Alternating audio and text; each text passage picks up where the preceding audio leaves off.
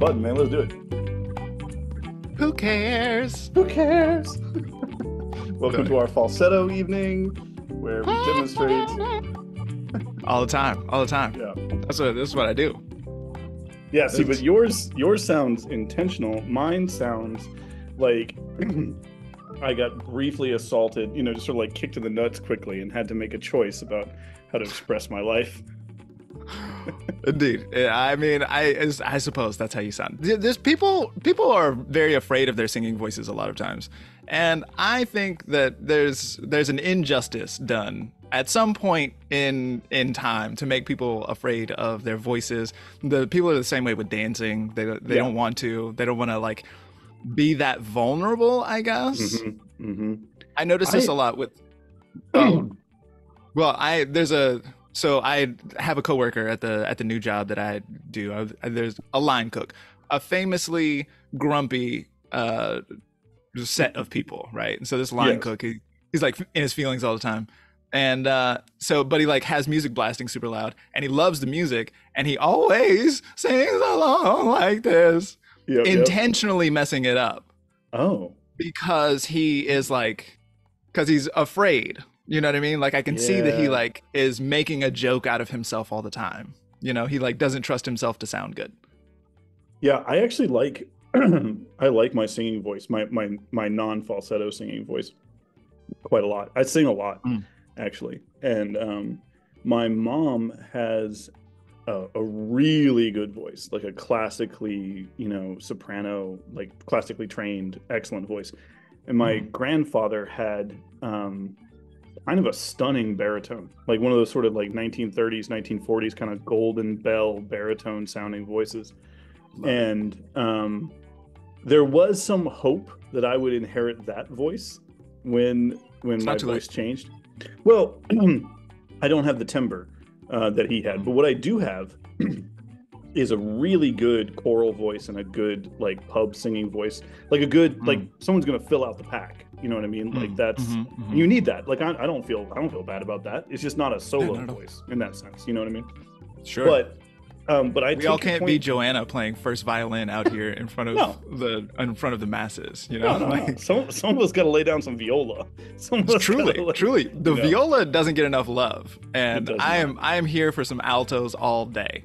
Totally. Altos Yeah, be my DMs are open. mine too. And baritones as well, in case you guys are listening. Holler. Yeah, bring it in. But but I like singing is an integral part of how I navigate the world.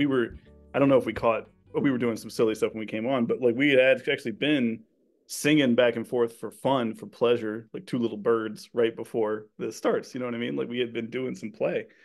And that's how I get through the day around the house is, I'm just singing around, Hmm. being like, Brian's making eggs, like Yeah, totally. that's how we do. And I think that's in a sort of like, how do we human good question? You know what I mean? Hmm. Like singing is a part of it. Like we can't, I don't, and when I hear things like you're talking about where people intentionally mess up their voice, it's like, oh man, where is that echoing in your life? Do you know what I mean? Like, where is that? What else are you intentionally screwing up? Like, Yeah, don't do yeah. that. It's symptom, it's not cause, right? Like Right, right. this is ongoing, and it's a real tragedy. Like this one guy that I see doing this, he's like sort of like a big tragedy. Yeah, But I see this going on all the time, and because I sing.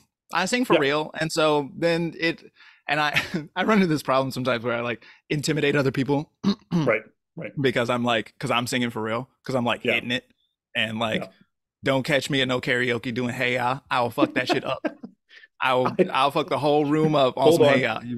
hold on. I'm taking notes. We have just we have just literally listed something that's going on my bucket list. Is me and you doing karaoke, but you having to do Hey Ya because I think you could tear that apart. That would be Oh yeah, amazing. it's my go-to. That's one of Right. because it's a hit. Everybody knows it, and Yeah. then the best part about it, I read the Hey Ya is not by Cisco. Hey Ya is by Outkast. But I Right. read Yeah. a an interview with Cisco one time, and it was like a 20-year retrospective or something like that. And they were like, Yeah. Cisco, how did the thong song age? And he was like, it's the best thing that ever happened. It is, they throw their thongs at me. What Right. else could I want Right. in my life? This It is is a beautiful. perfect magical spell. It is. Exactly. I It's perfect. desired thongs thrown at me. It still happens. It is Truly. perfect. Heya has a shake it like a Polaroid picture moment. Oh, that is All I some ha- magic. Truly, truly. Yeah. Holler. I Thank you. remember Thank you for so this like possibility. I was in college when that came out, right? Mm-hmm. And what's amazing to me about, and this is something that's true about poetry, recorded music, anything, when you get it on the page, right? I can see why, when seeing Andre 3000 live, singing this out at you, why people are like, yes, I shall shake it, sir. I shall. Well Sure. done. But like people at parties, it's just the recording, you know what I mean? And Yeah. exact Still same doing stuff. it. Girls can't Mm-hmm. wait, cannot Yeah. wait to be called a Lucy Lou, and then not even think about why that might connect with the other stories there. But and it's not just the force of and the video is great, but it's not just the force of the video either. As you said, the magic's in the song already. His Sure. charisma, his and his opening for you to have a chance to be vulnerable. Do you know what I mean? Like he's Mm-hmm. created a Mm-hmm. space into which you Truly. can bring whatever it is you would like to shake, like a Polaroid picture. You are now invited. Ladies and gentlemen, this is called funk. This is why I named myself after This, this. this is yes. Brian is attempting to lamely explain bonk in the middle of this podcast. Yeah, the F O yeah, N K. but the spirit moving, right? The spirit moving for real. Yeah, absolutely. Yeah, Absolutely. That's it's what I'm funny here to do. when so let's think about Cisco for a second though, because Sure. that's I love a thinking it's about a Cisco. related but not the same kind of spell, right? Like, I would you say that Cisco that the thong song has fong? Oh yeah, absolutely. Yeah, it's in the You think lineage, you so? know. Yeah, Yeah, yeah, yeah, totally. yeah. I think Yeah, it's well, funk great. used to be a dirty word. That's one of the things that's really important to remember about funk. You Well, that's used to true. not be able to Yeah, say it. Like literally, you couldn't say it on the radio. yeah, And like in the era of disco and all this, and so funk was like supposed to be like underground, and so it's this idea of things that are fun and exciting, but also like the devil's music, like you're not sure. supposed to touch it, you're not supposed to get close to it, but like all the pretty girls are there, and so that's where we want to be at. And so like the on to the thong song, and in the Sure. era of the thong song, like that was very salacious in It its was day. very salacious. It was controversial. My mother did not appreciate the thong song. Right. Church Yeah. going ladies of this country were not happy about the thong song when it came out. Indeed, Like, indeed. And I was up in church singing a thong yes. song. I So wait, surely you sang it was. in church? Yeah, well, I used to be, I was the You went to a most, really liberal church, my dude. no, I just went to church. I would lived in the church. I was the Yeah, churchiest youth you've ever had in your life. Like yeah, I was up in the church, and it was summertime when the thong song came out. yeah. So it was like, it was vacation Bible school. You know what I mean? So like Hmm. instead of school, we was doing church. So it was just Yep. church all the damn time. I, And I I know it all too well. yeah, yeah, yeah, exactly. And so like and you're not stopping me from singing. I'm like 11 Right, years old or something like that. I'm singing. That's what's going to happen. Like you don't get to choose about that. And the right. thong song is on and it's out here. And also my older brother, his name is Sean. And he had a crush on Keita that summer. And Hmm. so Sean was Oh yeah, all nonstop, summer. That's what we was doing. nonstop. That's another fun bit of singing. So there's the attraction, right? The sexuality, that stuff we think about a lot.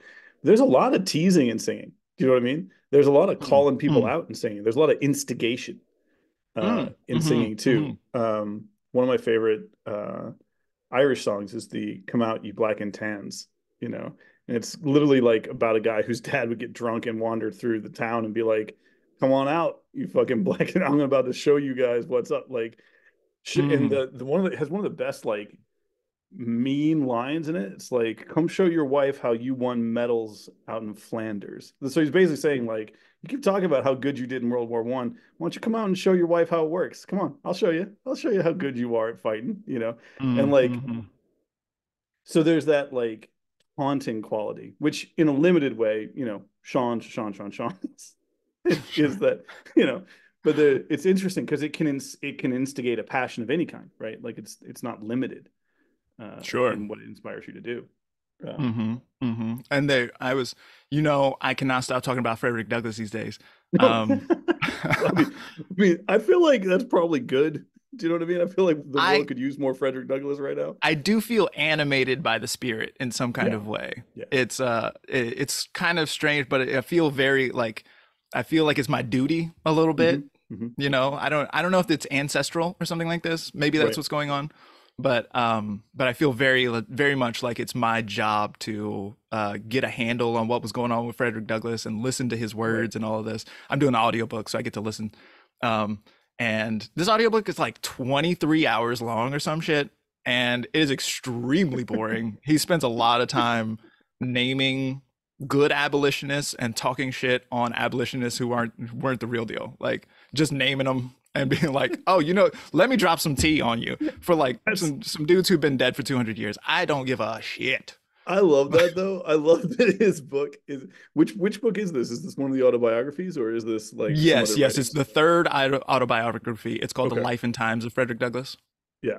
So wait, that's post war, right? That's Yeah, post. it's the end. Yeah. It's like the end of his life. It's like 1882 or something like that. Hmm. So Hmm. not only was he born into slavery and then lived through a whole bunch of slavery and then escaped from slavery and Right. then had a whole abolitionist career and then there was a war and then slavery was no more. And so Right. he was like, oh, okay. He actually had a little moment where he was like, what do I even do with my life anymore? Like we did it. Here we go. Mm. And then he started getting a bunch of speaking gigs. Right. They would like call him, and so he had this speech called "The Self-Made Man," which was uh, Yeah, I remember very hearing about very this. important in American history. And I know you've been listening to Mitch Horowitz, and I know I that have. like that was a Yeah. really big deal for Mitch Horowitz as well. He Yeah. loves that lecture, and so Yeah. Another 27-hour audiobook, So I've been listening to Horowitz's Modern Occultism, his newest mm, one, which is great. But yeah, but all right, so you're digging into Frederick Douglass. You're starting to channel mhm. some of that. What was the Oh yeah, yeah. So he actually talks about the origins of rapping in there. And that's so cool. yeah, yeah, and he doesn't know what he's talking about. It's 1882. We're very far, like jazz is nascent in this Right, moment, right? right. Like so it's we're very far be like nowhere rock and roll is not close, No. like very far away from hip hop. But he describes these jigs that they would do. So one of Hmm. the Hmm. ways that you maintain slaves in the way that American slaves especially were maintained, which was the whole point was complete and total degradation so that Right. people didn't know who they were and all they knew how to do was work and try to evade the lash. And so, in the way that you make sure that that is possible is by giving a week-long holiday Right. during Christmas, between Christmas and New Year. And during that time, you provide all the whiskey that they can drink, and you encourage them to drink all of the whiskey, such that they're so uncomfortable by the time their rest time is through that they are glad to go back into the field. That's the point, Yeah. right? Yeah. But so what he was talking about is during those parties, then they would have these jigs, and they would this like origins of square dancing and all this sort of stuff. Yep. And you probably Yep. heard about that, right? And so in they would like do these dances and play music and sing songs, and they would sing songs that would ultimately be like calling out the idea of slavery and what's going Right. on and all this sort of thing, and like doing it super rhythmically and like running really and rapping really fast and hitting a lot of these like slang words that Right. you wouldn't necessarily be caught on to and this kind of thing. So Right. it's Because you very got to much code like it early in. hip hop. Say Yeah. again. Because you got to code it in. Because like Hmm. they may have given you all the whiskey and they may be interested in you doing your thing and leaving you alone, but there's a limit to where they will, you know what I mean? Like you Right. can only Yeah, so you got to code it. So that's Yeah, interesting for too. shizzle. Slang. Yeah, yeah, exactly. And slang is always that sort of protected thing. You know what I mean? Like keeping it for yourself, like making sure that it's not getting out there. And also Um, being fly. That's the other thing about it. right, Right? right, Like right. when you like know how to handle your slang, then like it helps you to be flyer and doper than the other rapper is.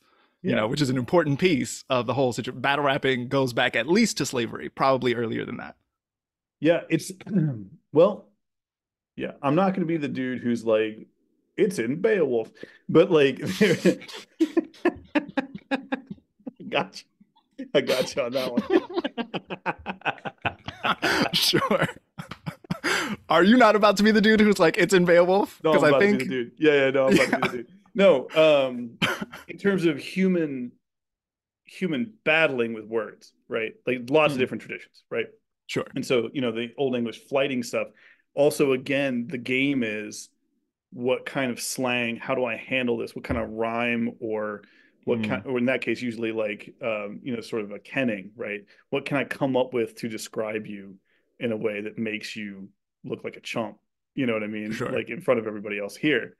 Even to the point of this being like official at the courts. Like if you're a guest coming in, Mm, the court, the guy who's good at the local guy who's good is gonna hit you up during dinner, word.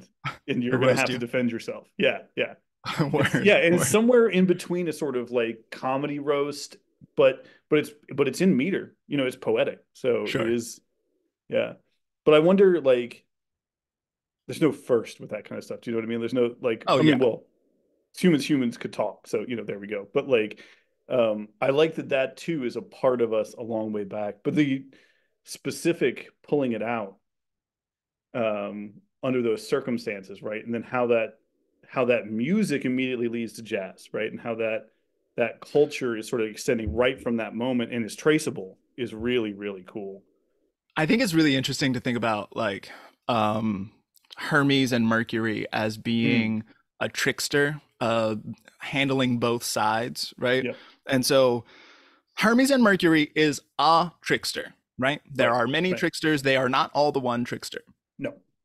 No. With that said, I'm going to engage in a conflationary exercise. Get ready. So, Exactly.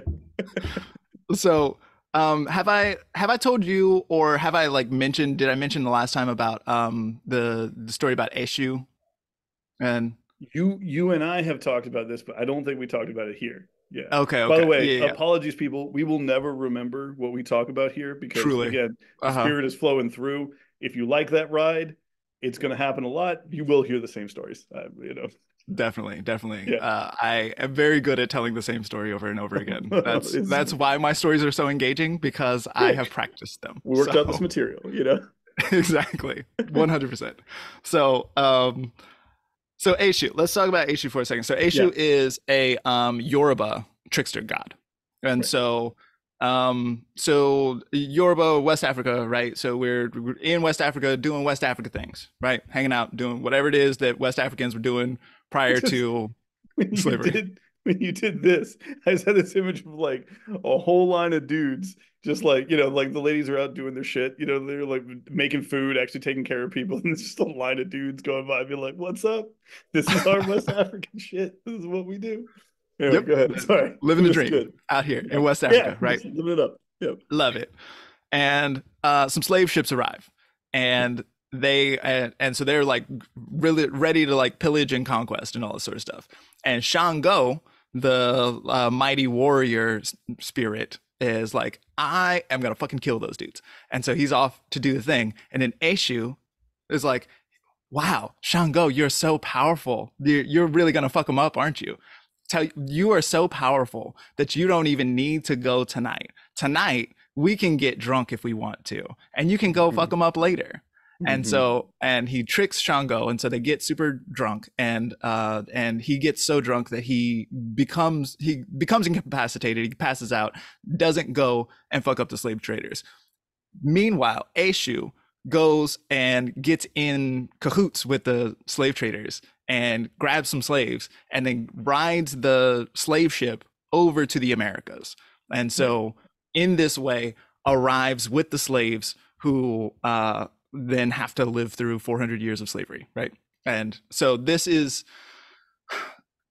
really interesting because if we Yeah. think about a trickster figure who is also maybe Hermes or Mercury, right? Who Right. is very Right. trickstery, whose job it is to roast that ass in meter Mm-hmm. and use words in such a way it's the word is mightier than the sword situation Totally. here, right? Totally. Yeah. And so then through doing that, then that craft goes on to global significance Right. and takes the whole world over and then calls into question the inferiority of black people. Right. Right. Yeah. It's always tough with the trickster ones. Do you know what I Mm-hmm. mean? Where Yeah, like, because fuck them too. yeah, yeah, 400 years of slavery is no, that's not, you know what I mean? That's not a joke. That's not cool. It's not cool, man. Shango might have solved the problem, right? Right. Mm-hmm. And and obviously, I want to avoid the sort of like take of like this is an explanation for how things, like no, no, no, no. Sure. This is a story that's deeper than that, right? This is expressing something else. But that idea you had there of like, is the trickster looking ahead and saying the thing I care about, you know, the rap battles basically. Mm-hmm. That's what I like best. The best way for that to take over the world, or an angle I see for that to take over the world, is we're going to do this.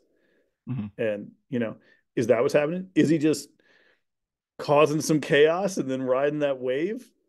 Like That's what I tend to think. I you don't never think tell. Aishu is like really looking that far ahead. I think Right. I think a trickster is more like, I wonder what would happen if I fuck some shit up real quick.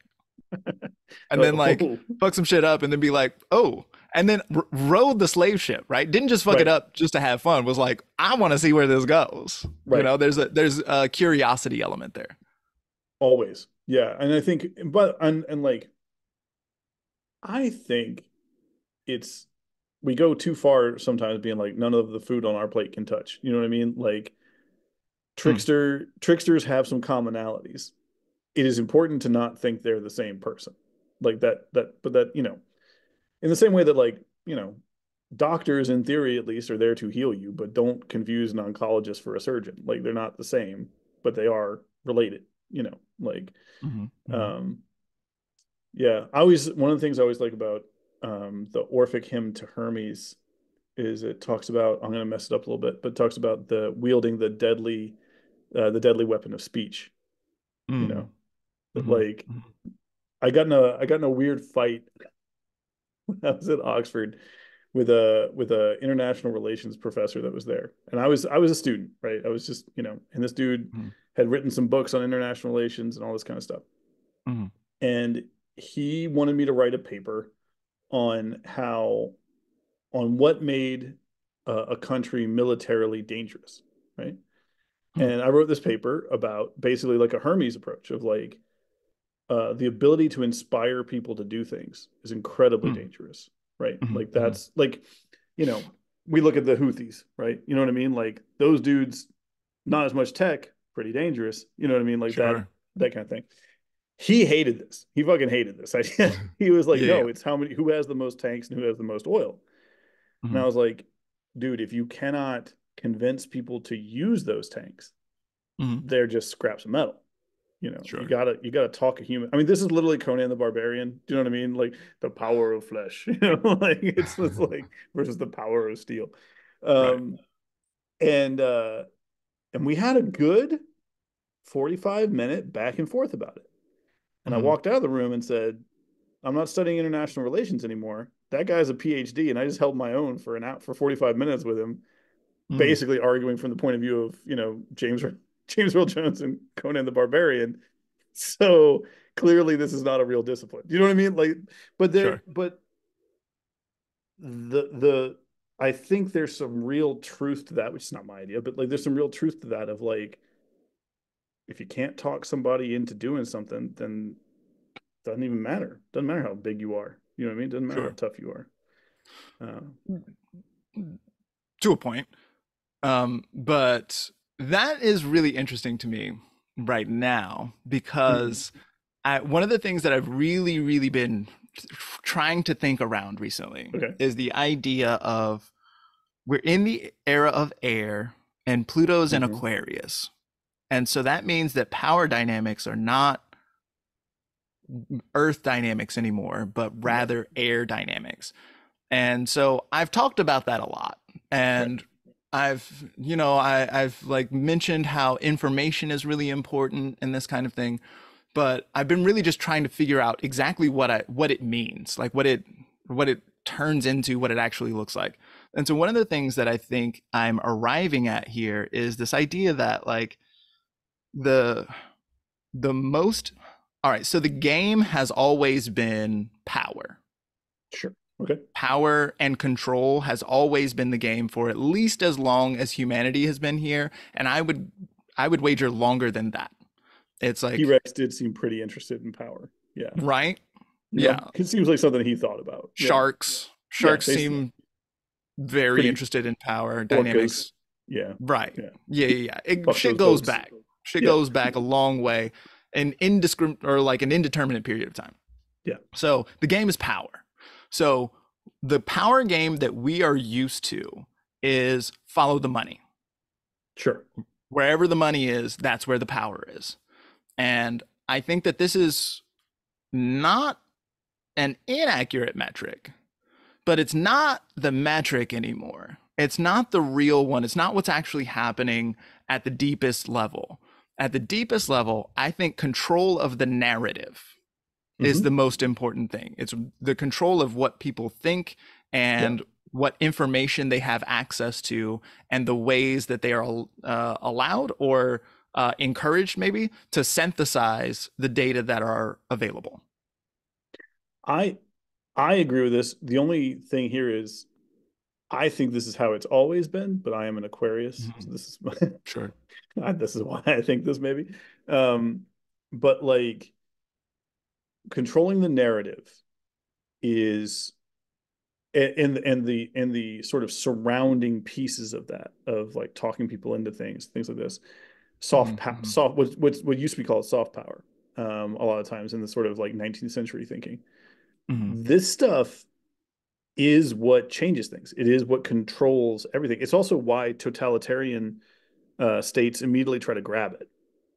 Like step one, they Mm. try to control the narrative, right? Sure. Because your ability to think outside the box, your ability to find new solutions is controlled to some extent by the narrative you're buying into. Um, Hmm. Hmm. and so it's a lot easier to keep people from getting free if they think they can't get free, Right. right? So there's a lot of, but it's certainly, even if this isn't the way things have always been, it's certainly very fruitful for the magician, right? Like this Sure. is where we play, right?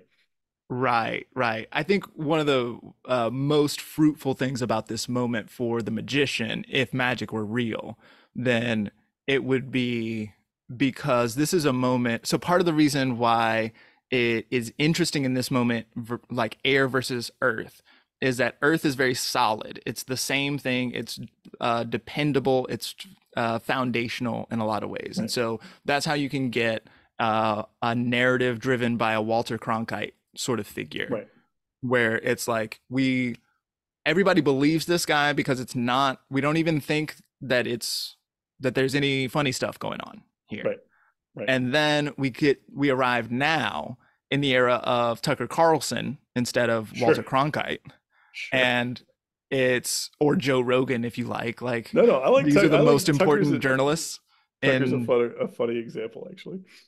yeah, right. Yeah, Like yeah, it's a vibe. But so if that in that moment, then what is useful to the magician is that air dynamics scatter. It's yes, the wind, it's the sand dunes, right? right, So sand dunes are land, they're still earth, but they are shaped by the wind and yeah, their shape changes on a day-to-day basis, on an hour-to-hour basis. It's not you just don't have the same landscape as you used to have like even yesterday. And so this shifting space makes for a lot of chaos in the system, which then offers a lot of opportunities to the magician. Yeah, to institute a narrative, to take advantage of something, to find an opening, all that stuff. It's interesting. So I've been watching this show called The Climb with the kid. It's a rock climb. I keep telling people it's like a cooking show, but for rock climbing because like people get eliminated, but it's very positive. You know what I mean? Everybody's like really supportive of everybody trying to get up these giant rocks. Sure. And but everywhere they go, they're talking about like how much you got to be with the rock, go to the rock, be on it, and everything else, understand it deeply. And you would think that's an Earth conversation, except a lot of these rocks have been formed by wind. Do you know what I mean? Like the Hmm. foot, Hmm. the toe holds, the footholds, like it's water and wind that have created the opportunity for then you to do an insane thing, which is to go 70 feet up in the air with a rope attached to you, hanging in midair half the time, right? Hmm. Hmm. So there's this interesting thing of like trying to figure out the rock holds and everything else. And they talk a lot about the illusion of stability that Earth gives, right? Hmm. It makes you think it's solid. It wants you to believe it's solid. Hmm. But, there's nothing, there's no mountain that isn't going to be ripped apart by water and wind. Like, Hmm. and so yeah, Earth people really want Earth to be very solid, and it Hmm. really isn't. You know what I mean? And it's Hmm. it's worth so, but now we're in so the other thing is in the age of air, is it also just more obvious to more people that the illusion of solidity is something you can't rely on, that you have to be an airbender, right? Like you gotta Hmm. move with the wind if you want to survive, if you want to do this stuff. Hmm. Hmm. Hmm. Yeah. Yeah. That's it definitely, it's very obvious in the moment where we're dealing with like AI deepfakes and stuff. Yeah, yeah. My parents are like, children of the age of Earth, and Mhm. they're very much like, well, what is even real anymore? And I was like, it never was. Right. Like Yeah. Yeah. Yeah. stop being so. I had a thought in this when you're talking about the soft power thing though, and the sort of story control. I would love to see what's up with Pluto and Aquarius and Gandhi's chart, Hmm. or some of these big, like the relationships for some of these big leaders that caused tremendous amounts of change, but did so through basically rejecting the narrative, right? Hmm. And Hmm. imposing a new one, right? Sure. Sure. And Gandhi's stuff is all part of the reason I'm thinking about Gandhi um, is because Mitch Horowitz does a pretty good example of how Gandhi was inspired by the Theosophical Society, and that there's a Hmm. lot of like connection between him and Madame Blavatsky and all this sort of stuff. And he actually calls her out in his autobiography, where he's like, "Hey, Theosophy inspired me to get back into Indian religion, and Theosophy was a big supporter of Hmm. the Indian national independence movement in the beginning. In fact, Theosophists helped to found the Indian National Congress and like this kind of stuff. So like they sort of nurtured Gandhi, who then went off and did his own thing. He was never a member, that stuff. But he himself called it out as a major inspiration in his youth to do what Hmm. he ended up doing. And Horowitz is talking about that in the sense of like, see, we don't get told the right stories. You know, Hmm. uh, we get what we end up having there is we have a hole in our story where Gandhi himself says this is important, this occult information is important, but we're not going to actually include that, right? We're not going to talk about that because the narrative has to be Hmm. changed to Hmm. something more conventional. But that being said, he started out as wanting to be a slick London looking dude. You know what I mean? Hmm. And his image creation of himself wearing the homespun cloth and all this sort of stuff, that's consciously created Hmm. stuff. There's also a massive trickster thing to be like, we're not fighting. We're not fighting. Hmm. You're murdering us. We're not fighting. You know what I mean? Hmm. And how that really broke people's brain when it came to how do we even have a conflict? Is this even Hmm. a revolution? Hmm. If the other side is basically just refusing to buy things and refusing to go to work, like what does that even mean? And so, yeah, I'm just curious about like these early guiding lights, right? Who played a Hmm. trickster game, who did a narrative change.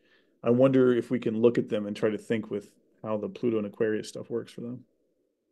Sure. Well, I don't know that Pluto and Aquarius would necessarily be that much of a factor unless there was some kind of revival around Gandhi's Right. teachings or something like that, then we would maybe look at it. Although if that was what was going on, then I would probably want to see like zodiacal releasing or secondary Right. progressions or Oh, something I like guess what I this. really mean is the relationship between where Pluto was for him Sure. and Aquarius, right? Like It that. definitely would be interesting to look at Gandhi's chart for Pluto for a relationship to power. Yeah, yeah, yeah. And Right. How did he think with that? yeah. And it would be really interesting to look at through the eyes of narrative based action. Then like it would be interesting to look at the chart and see what's there. I haven't seen Gandhi's chart ever. I might have seen it once or twice, but like I've seen a lot of charts. Put This through brings me to glass one of and the kind of like things. this. This brings me to one of the things that I wanted to say. I gotta get this off my chest. I've Okay, been thinking about it for a long time, let's do it. and I want to say it in front of you and God and everyone else. Okay. I fucking did it. I did You it. did I what? hit my goal. I read 10,000 charts. Fuck yes, dude. That's so incredible. Fuck yes. That is some fucking serious work. How Thank did you. you, when did you hit it? When did you hit it? This month, Did you look at the time? February 2024. Did you like look when you realized There it? wasn't a moment of like coming over. There was Right. because like the number like the count is an approximate count. If we're Sure. like the only reason counting to 10,000 by ones is extremely difficult. Yes. And I've been doing it over 6 years. So Yeah, the it's main real reason I hard. have this count in the first place is because I've had a machine counting for me. So and then I'm also doing math, you know what I mean? Like every month I do a daily forecast, or Right. every day I do a daily forecast, and I do an electional report. And so that's around 60 charts a month. And Right. then Right. also the readings that I do through Sanctuary. And so the machine counts those. And then I've got readings through my website and like other random readings that'll happen from time to time. And so like Yeah. the count is approximate. I don't have an exact number. Well, I do think the Bureau of Astrologers is going to come and really be upset if the count isn't, Yeah, exactly well, precise. it's true. The Bureau of Astrologers are not super pleased with me in the first place. But Dude, it's a huge milestone. As you say, you're talking about 6 years. 6 years, yeah, 6 years. But here's the thing about it. It's more than just 6 years, because lots of people have been doing astrology for 6 years, and 6 years is actually not very long when you're talking Right. about studying the heavens, Sure. But I think that not only have I read 10,000 charts, and the reason that I did that was because I wanted to achieve mastery at the craft, right? According Yeah. to Malcolm Gladwell, 10,000 hours makes a master. And so Right. I didn't count hours, I counted charts read. But so I wanted to hit that number in order to achieve mastery, which is something that no bureau could ever take from me, by the way. No. No. And I love that so much. But so I was trying to hit this number, and I think that I'm the youngest person in history to have achieved this. Ooh. If you know, please comment on this video if you know of somebody, Yes. because I've thought about it a little bit. It's like maybe like Miss Cleo or something like Sure. this. You know what I mean? Like, but before a certain point, then Yeah. so like somebody like Valens, for example, in the 2nd century, he didn't have software, so it would have been more efficient for him to count hours, because he would have to, because he's got to cast gotta a do the chart, math. he's got to do so much math, he's got to draw the chart, he's got to do the whole thing, you know what I mean? Like there's a lot going on there. And so I just have an ephemeris, and not only do I have an ephemeris, but it's fucking online. All I have to do is like type in some data and then look at the chart and then start reading. It's immediate. Right. And so not only do I have that kind of software, but I also have so I have a daily forecast that people actually watch, right? So I have people, because it's kind of tedious. So Yeah, there's motivation to do. Yeah. Yeah, exactly. 7 o'clock in the morning shows up and I'm like, man, this shit again. But I know that Right. like Yvette and them are gonna watch. And Yeah. so I really try to show up every damn day for Yeah. them. But so I do that. So because I have a page where I can do that, right? These kinds of Right. pages only go back to what, 2012 or something like this. Yeah. And then I also have been doing readings for Sanctuary. Now, I'm not super, the Sanctuary is an app and you can connect to a reader through the app and you can get 5, 10, or 15-minute readings that are text based. Yeah. I'm not super into Sanctuary these days. They've been like taking more and more of the money. And so I'm like probably not going to do that anymore, especially since I've hit my goal. But um, for many years now I've been reading for Sanctuary, and there were times when I was just like flooded with readings. I couldn't take all the readings, you know what I mean? I had Right. months where I did like 220 readings in the month or something like this, you know what I Right. mean? Just all the like readings all the time, and there comes a point where I just have to stop reading and go to bed, you know what I Right. mean? Right. So it's not because I am particularly talented or something like that that I made it to this goal milestone as the youngest person to have ever read 10,000 charts. With Right. that said, I do think that I am probably the youngest person in all time, because like I know other people who are my age, who Hmm. have been reading for Sanctuary, for example. Shout out to Jen and Meredith and all y'all. But those folks don't have daily forecasts that they do. Right. And, like I've really been hammering this shit for a long time with the Right. goal of hitting 10,000 readings. And now here I am. And I feel really capable of Right. like, as soon as I see a chart, then, and I'm used to being on the clock, I got to say something meaningful in 5 or 10 minutes. You know what I mean? Right. So I'm pretty good at looking at a chart and then just saying some shit that's going to resonate. Yeah. I mean, I And can vouch so, for that. word. Yeah, So no, really what it's I'm just an, trying to say here is yay me, I did it. I yeah, just wanted to well, have no, like a moment you there. I had should. to get that out. No, you deserve the moment, but you're also raising a couple interesting questions that I kind of want to like circle on here too. Because so one of the things before I would do geomancy for money, I said I needed to do 100 charts before I could charge anybody, right? Mhm. And so I also did not count. I got a notebook that had 100 pages and I filled it out. There You you know what I mean? Like that's because counting is for suckers. Um, go. but again, that's, Take that, and Socrates. yeah, I don't think Socrates is a known counter. No, well, Oh, reading. He didn't like reading. He didn't like that's right. Yeah, outsourcing yeah, it to the page yeah. That's because for it, sure. He's it a, was yeah, making yeah, all the kids dumb because they couldn't remember anything. yeah. I see. I couldn't remember that because of all the reading I did. Yeah. The but so but there are moments along so first off, I think that setting these goals and setting these standards for ourselves is actually kind of important by itself as a magical act, right?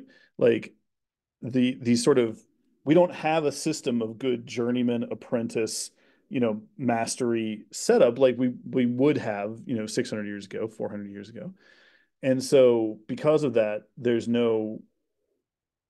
there really aren't standards for weirdo magic work, right? You got to make your own standards to say whether or not you can stand on your own 2 feet on this stuff. And again, that's useful in that we have to actually get good.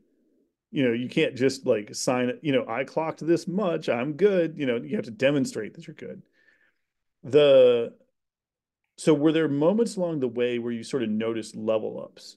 Do you know what I mean? Where you were like, and again, I'm not saying you have to remember like it was chart 2500 that I, but Sure. like were there things you started to notice that you changed or that you became aware of in your practice as you went through the journey of getting the charts? Well, one thing that I noticed was probably actually around chart 2500, like early in the game, but like with a few thousand under my belt, Yeah. that I noticed that I wasn't sweating anymore. Mm-hmm. Because for the first bit I would because oh so that's the other thing I want to talk about my criteria as well. What Yeah. counts as a red chart? So the criteria is I looked at a chart and I said something about it. I made a claim, I had an Right. opinion, and I said something about it. So I didn't just look at the chart and go I didn't, like I had to put things into words and make a claim about Right. it, you know what I Right. mean? So what would happen at the beginning is I would look at a chart And sometimes I would be like, I don't know. You know, someone would ask me a question and I would like look at the chart and I would be like, I don't know what to say about this, Right. you know? Right. And then, but I was on the clock and somebody had paid me already. And so I was like, okay, well, I'm going to say some shit. I'm going to say something, you know? Right. And so there were moments, especially toward the beginning, when I would really sweat about it, just didn't know how to deal with it. And then there came a point where I noticed that I wasn't sweating anymore, where I was just like, Hmm. okay, so and part of that is because I had seen some of the questions before, you know, like Right. I get a Right. lot of recurring questions.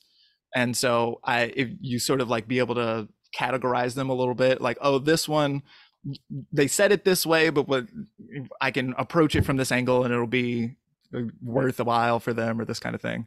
Yeah.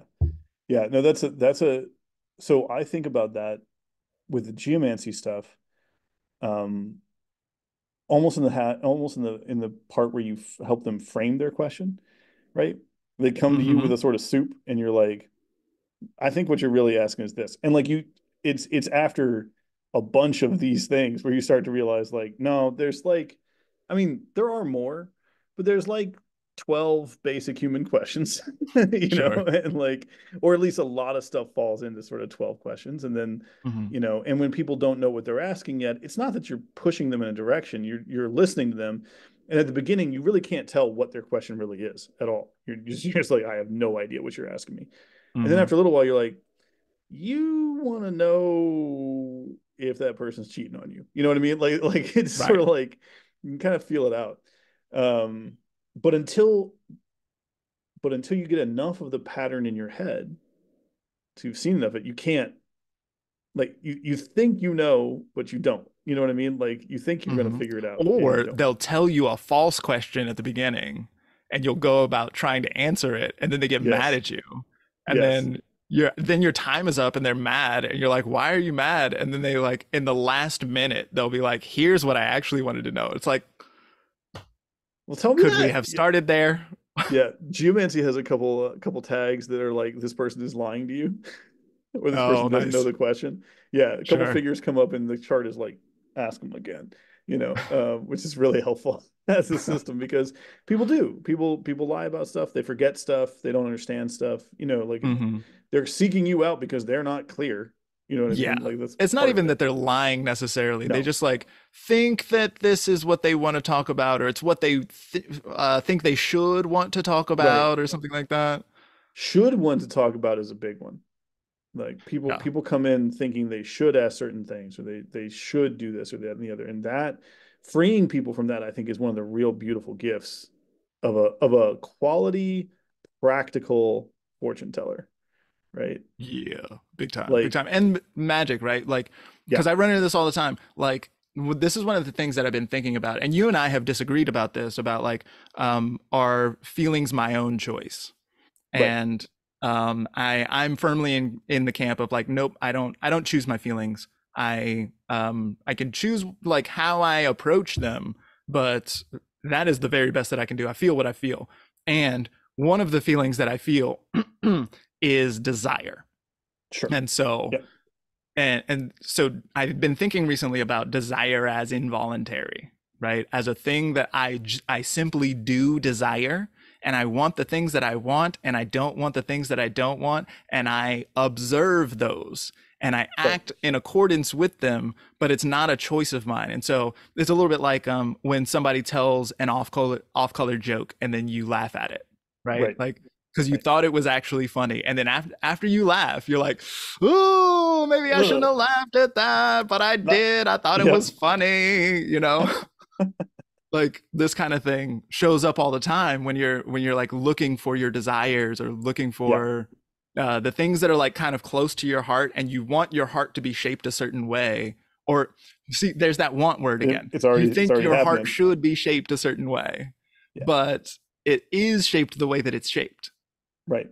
There's and for for filling people in on past arguments, uh, I actually uh, I think that there are things we can sort of shift and change in feelings. We can mess them around, but I do think desire is one place where you and I are much closer into the same position of like kind of show up here. to desire and express certain desires that the universe is expressing through you, how, your soul's true purpose, however you want to say it, like you kind of come with those, and the world will often try to push you in directions that are not those. Now, like you started off with, you can shape how those take place in your life, and that's an important discipline to sit with, you know. And there's lots of um, like you know cigarette desires. There's lots of like stuff that isn't the real Mm. desire, you know what I mean, but looks kind of like it, and will make you you know you'll end up with a kind of a trap, you know what I mean. It's not the real desire. It's sort of a shitty substitute, but that is usually on your way to finding the real desire if you're, you know what I mean, if you're really conscious and sitting with it. But yes, this idea that like we run into misery when we deny what we want, what we desire, Mhm. right? And again, that if your desire is to eat humans, you can think with how best to do that. That doesn't, you know what I mean? Like you still How have some best to ethical response. approach. You have some ethical responsibilities here that you still need to sit with, but there is something holy about every desire, right? Like, Mm. Hmm. um, Yeah, and in the desire to eat other humans, then it's like, there's uh, there's likely more than one desire taking yes, place here. So yes, do I want to eat people, or do I want to be among people? Because if I right. start eating them, then I'll likely be ostracized, and maybe I want to be among them more than I want to eat or Or even, whatever. this is where, again, actually, this is a what if magic is real moment too, because, Mm-hmm. symbolism becomes very important. Do you wish Mm-hmm. to cause Mm-hmm. harm Mm-hmm. through your desire? And I Mm. think that really, when we get into true desire, it is not harmful to other people. It's a flourish is because I think mutual flourishing is how the universe works, right? So then, you know, I Mhm. know that's how I think it works. But the Mhm. so and there's levels with this as well. But like if your goal is to take this extreme example to eat people, what about people who are dying? What about the Sure. dead? You know what I mean? And in fact, most cultures where people eat people, it's actually a funerary rite, Mm. right? So maybe your calling is actually to be a sort of priest of this process of alchemy and transformation, right? Word Like, up. but there's no room for that in your culture. Do you know what I mean? Like Sure. where we're at now, no one's like, it's great that you go and, I think about those like Buddhist, or is it, no, it's the Hindu guys who go and like sit. No, Buddhists do it too. They sit in the slaughter fields, right? They sit in the graveyards and stuff where people are Mm. Mm. bodies are being torn apart. They drink out of like skull cups and like all this kind of shit, just to be like, I'm reminding you of death. Mhm. Um, but there's something sacred about that. They would say that's not a desire, but that's a desire, dude. I'm sorry. Like you're not doing that if you don't like it. Well, I mean, do you have to like the things that you want? I don't think that that's necessarily true. And we get to this place where it's like I'm completely with you in that. Yeah, I think that it probably is a desire. If you're moving toward that thing, then yeah, it probably is a desire. And I don't think that necessarily means that you have to like it. I think a lot about women who complain about continually hooking up with DJs with the mattress on the floor, you know, and so there's a meme about I'm this. There trying are a to lot of think memes now. about this, I'm trying to think but about which of us is going to get in worse trouble. Me for bringing up cannibalism in the middle of nowhere, and you for bringing up DJs. word. I mean, look, fight me, bro. I host a house music dance party where there's DJs at like Sure, sure, sure. My best friends are DJs. you're all right, exactly. My exactly. You already know. They So I yeah, but get I have a DJ friend, they have a black friend. We it's it's an exchange. symbiotic, It's an okay? exchange. You get filling out the dance card. All right. Anyway, yeah, yeah. So So so so women hooking up with these DJs with their mattresses on the floor. and complaining about it Right. and continually hooking up with them, right? Right. So there's this sense of like, and like maybe there's like a feeling of like, ah, this it's kind of gross, and like I don't want to do this again. But then like here I fucking am again, right? And so there, I think that we can consider that. I think we can legitimately consider that a desire, even if you don't necessarily like it or feel like you want it, right? Like when people are asking you what you want out of a relationship, that's not what you describe, but Right. then it's where you And find yourself. yet here we are. Yeah. Mhm. Um, that's I think we mentioned this the other day, but one of my favorite things in systems theory is a system does what it does.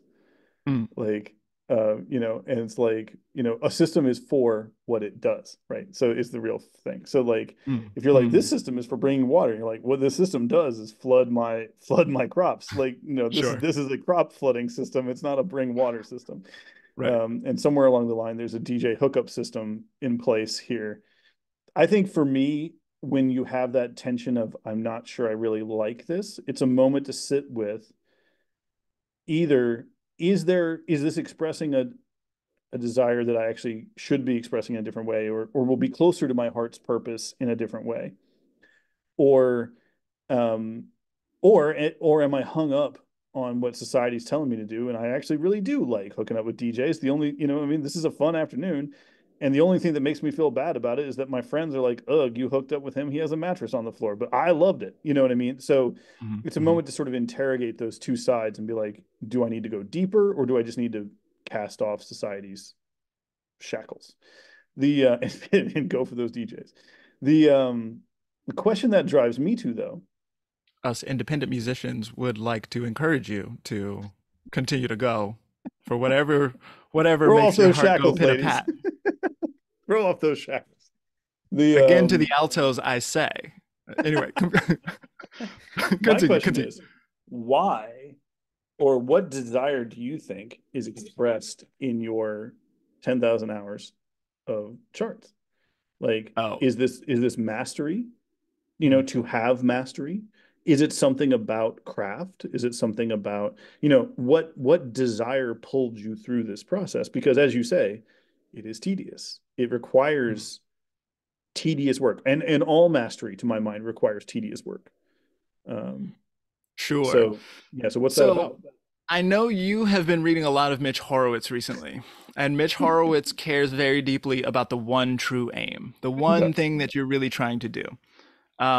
And I fuck with that. That's a really great way to maximize productivity and make sure that you do the thing that you're really supposed to do, or that yeah, follow your heart, right? Um, but when you ask me that question, then there are a couple of things that I think of here, and I don't know if they're competing or not. Maybe you can tell me if they're competing. One is I remember always as a child that it was a goal of mine to be wise. Mm-hmm. I Mm-hmm. now think that was dumb as shit. But it was what I always wanted. And I continue to follow that thread. So there's that. There is the freedom. So what I said before about like the Bureau can never take it away from me, right? Mm-hmm. I have Mm-hmm. done 10,000 readings, and no matter what else happens in my life, I have that experience. And if I die, I will still have had that experience, that nothing takes that away from me. Yes. And so I like the freedom of having built that foundation and it's mine now. Yes. Really love that. The other thing is that I really want to be just a fucking badass. I want to be the Mm-hmm. baddest motherfucker anyone has ever seen or known. If you've ever seen me play the drums, this is exactly how I play the drums. I like play like I want, like I am the baddest, and you do what I say. Put your booty on that floor. Like this is how I get down. I've got Right. Mars and Aries on the midheaven. Like this is my life, right? But so I want to be a super badass, and you don't get to be a super badass without cultivating mastery and that sort of Right. and like and and having a certain kind of metric for it. Right. So so that's what I think of when you ask that question. Are those different things? Are they the same thing? What do you think? They, I mean, to me, they feel very connected, right? I think they Mm, are different aspects of the same kind of thing, right? mm, Um, The I want to start with being a badass. Um, One of the fun things about coming up through various fighting traditions is it's a place where you learn real fast how or how not badass you are. Mm-hmm. Mm-hmm. Where you are in the pecking order is very clear. And there's different kinds of things there too. Like you can be a trainer, you can be a badass trainer. You're not the world's best fighter, but people will come from all over the world. The best fighters in the world will come to study at your feet. You know what I Mm-hmm. mean? So there's different ways to be badass. But as you say, that badass quality, it's very physical and very immediate in understanding, where how things work. And there's always somebody who thinks they're a badass. And I had a run in. I am not the world's best fighter by any stretch of the imagination. I am reasonably good at Tai Chi and a couple of the other soft martial arts, and was training with a guy who had this problem of dishonesty, right? Mm-hmm. He expected his level to be different than it was. He believed and deluded himself that it was different than it was, and was consequently trying to do something that real badasses never do, was always trying to prove how badass he was. Now, this is different from actually being badass. And so we were given a demo one time. He was a kung fu brother of mine. So he was teaching with me, and he started to get rough in the demo. And I was like, dude, we are demoing for like 45-year-old yoga moms right now. We do not need to do this. And he continued to do so. And it's a matter of honesty, right? When you play the drums honestly, the booties do find their way to the floor, right? They do. In the same way, when I redirect someone's energy honestly, if they are being dishonest, they find themselves on the floor. It's not me, it's their own dishonesty that is doing it. So for me, being badass is intrinsically linked to a kind of honesty and self Mm-hmm. knowledge that you cannot achieve without wisdom. And I think that people conflate ethics and wisdom in a way that is often not very useful. Ooh, Like, say more. uh, so like you get two kind of teachers in legend, right? You get a sort of trickstery teacher, right? You get the kind of virtuous teacher, the virtue guy, spouting out gnomic wisdom on the mountaintop, and then the guy who like is kind of a weird hermit drinking by himself, everything else, but has secretly uncovered the secret to life. You want to be the second one. The first one is a pain. Um, and the reason is that like that guy is more free to experience more things. He is Mm-hmm. not lying to himself. He's honest. He can see more clearly. He has no reputation to maintain. He is what he is, right? Mm-hmm. Mm-hmm. And he relies on his ability to be honest and produce results, right? There's no titles. There's no, you know what I mean? He's not the master of anything. He's the master of what he is, right? Himself, right? Mm-hmm. So people think morality and wisdom come together, and that may be true unless you want to win a boxing match or a wrestling match or a law case. But, is the wise lawyer the one who plays it completely by the rules and loses for his client? No, the art of law is winning for your client. Mm-hmm. That's wisdom in that case, right? Mm-hmm. So when we start looking at these three desires here, wisdom to understand the truth of what's going on, right? Badass to be able to implement the truth of what's going on, to put the power out there. And then the last one was freedom, what cannot be taken from you, only that which is actually earned. Do you know what I mean? That which you can demonstrate, the power that you can have, right? The champ is the champ as long as they are champ. They're not the champ Mm-hmm. when they're not the champ. You know, like when somebody beats you, you are no longer the champ. Mm-hmm. You have to be able to demonstrate it. You have to be able to do it. And I think that this, Mm-hmm. for magicians, I think we need to sit with exactly what you're talking about. Of like, can you be free if you are not a badass? Can you be a badass if you are not wise? And I would Mm-hmm. argue that that's a sort of triangle that has to keep refreshing each side. Hmm. Okay. Cool. I'll Yeah, I just made some shit up. I'll It's fine. accept that. Yeah, yeah, that's yeah, we'll call it the one thing. The threefold Yeah, it's, listen, magicians. trinities abound. Right, all the time, all the time. But I think, but I, but actually, one last little piece there. It is desire that fuels it all, though, right? Everything all the Like, time. yeah. Like, now, what do you do with, let's say, for example, there's a different, because you and I agree on this kind of thing. We like this kind of mastery. We like this kind of wisdom. Yeah, What about the desire for status? What about the desire to get a college degree in astrology? Because I see, sure, Gordon talks about this every now and again, people trying to professionalize astrology or make it scientific in some way that's acceptable, right? sure. Well, I am I, professional. well, you're professional, but I don't think what we do is ever going to be acceptable. Do you know what I mean? Like, Sure. Yeah. um, Yeah, even by astrologers, but I don't re I don't see it in that spot. right. So, what do we do with the desire to be of a status, right? How does that differ than being badass? How does like getting a degree in astrology differ than 10,000 hours of astrology mastery? Well, a degree is it's an outside, it's an external Hmm. metric.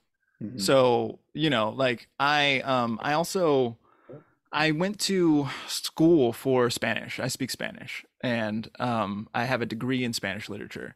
And I graduated from college with other people who were in my cohort who don't speak Spanish. I was the one who spoke Spanish, who graduated from Right, that cohort. And so like and I did that because I had my own reasons for speaking Spanish, like I right, was really into music and like African drumming. And so African drumming shows up all throughout the Caribbean and Spanish speaking world. And so because I'm into African drumming, then like I found myself speaking Spanish right. and singing along in Spanish. And that really made it possible for me to learn Spanish the way that I have. And so yeah, getting a degree, yeah, doesn't it means that you completed the coursework Right. Right. or something? Like even what are universities these days? You know what I mean? Like Yep. I really just but and so so I'm like not certified by OPA or Right. what's the other one? I forget the name, but like there's another organization of astrologers. ESARS is the one I'm thinking of. So I don't have certifications from either of them. And people sometimes talk about generating some kind of like uh, rules of ethics for astrologers that you like the way that psychologists have that and Yeah. a board, and I don't think that I would like hit that mark necessarily. I've such a strange idea. Yeah, well, I It's mean, if they're scientists, if astrologers are scientists, I'm here for that argument that astrologers are scientists. You know what I mean? I am too. I'm I'm just frankly not sure. So what I have observed in graduate school training programs and things like this, that it really is just a substitute for an apprenticeship system. Like it's a Sure. lineage Yeah, yeah, system, you know. yeah. Hmm. And that I'm into lineage systems because I'm into the idea that somebody is willing to say, my name and my reputation are at stake based on how well I trained this student. You know what I Sure. mean? Hmm. Hmm. Like that to me says like, okay, a real person has some skin in the game here, a real and you're invested in them in the same way that you're invested in children to some degree, right? Like these are your progeny, your legacy in some Hmm. part. But when we get into a faceless institution or a board or a certification, Hmm. I'm less interested in that. You know what I mean? Like I don't Hmm. I don't know what that actually gives us. It certainly has not prevented psychologists from acting unethically. Sure. Yeah, true enough. True enough. Do you know what I mean? So what is the point of it, right? If it's And I Oh think yeah. a lot of stuff is really, I mean, for me, a lot of it's class based, a lot of it's exclusionary, a lot of it is this, um, a lot of it is pretend. But um, what True was that? enough. Oh, that was I really felt that pretend remark. Yeah, Felt that it's because that's the thing. 10,000 readings in, there's no room for pretend. You no, can pretend through 400 readings, maybe something like that. You're right, not pretending through 10,000. You're no, that's just not happening. It's not. no, If you make it to that number, like you have actually, there's like it's that honesty you were talking about. There's a level yeah, of intellectual honesty in putting in 10,000 hours or charts or whatever your metric is. There's a level of intellectual honesty to that that is unimpeachable. right, There's no way in. If you put in the work, you know what I mean? Like it's like people who complain about Lil Wayne as like being a bad songwriter or something like that. Like maybe he's a bad songwriter, but he's extremely prolific, right, you know? Like right. he is the most one of the most prolific American songwriters in the game, and you just got to give it to him. Um, I wish I remembered the poet's name right now. I heard half the interview on NPR, right? So I don't. I just lost who it was. I didn't get the Sure. name. But Wyatt and I were listening to it, and I did not particularly enjoy her poems. They weren't for me. You know, this is Sure. fine. And I actually double disliked the way she talked about her poems. It was very theory and very jargon and this kind of stuff, right? Mm-hmm. And so I was kind of expressing this out loud to Wyatt, and he was like, kids will do. He kind of like locked in on. He's like, "Yeah, that poetry sucks." You know what I mean? Yeah, they're yeah. like, "I have an angle in on this." I was like, "Well, hold up, no, no, no. Like, she is a poet. She wrote a book. You know what I Sure. mean? She wrote a book. She clearly thinks about this all the time. Uh-huh. She's she's writing and working. I don't like her stuff, but I Sure. cannot deny that she is producing stuff, right? Mm-hmm. Mm-hmm. I And could which one of us has an interview on NPR? Her or me? exactly, right, right. You know, and I do love that, like, from the sidelines, like underground scene. I'm too cool for school, you know, kind of attitude of, like, you know, where it's like, well, I'm the real poet because I've never been interviewed by anybody. You know what I mean? You're like, Yeah. no, maybe you write stuff nobody wants to read, man. Like, you know, like Right. maybe it's Exactly. just Uh-huh. bad. Um, and maybe you're wrong about what's good and what's bad. But so I want to remain humble there, but also, regardless, point out that, like, as you say, she's clearly put in a lot of work. Just because I don't like it doesn't mean that it's not the work, you know, and I can respect that. And I think that's Mm-hmm. something we were talking about, professionalism and sort of professional courtesy a little bit there too. Mm-hmm. Mm-hmm. You can have professional courtesy for people you disagree with if you think they are sincere in their work. You know what I mean? Mm-hmm. You can Mm-hmm. have massive fights with that person, but you're still going to be like, well, you know, they do the work, you know, Yeah. um, which is an And that's interesting what I thing to be hope able to do. for from the board. You know what I mean? If we ever get to that point where there's some kind of astrology board or something like this, and I'm out here like talking all type of wild shit about Yeah. tricksters and all the rest of it, you know.